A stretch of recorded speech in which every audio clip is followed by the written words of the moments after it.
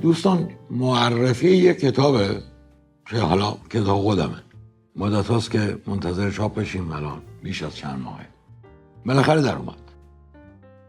لذت نقد 2. این نقدای از 1390 تا 1400، این تقریبا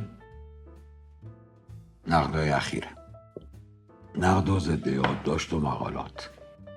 این برای کسایی که بحث نقد رو پیگیری کردن از من و برای کسایی که بحث فرم رو هم با من این سالها گذروندن کتاب به درد بخوریه.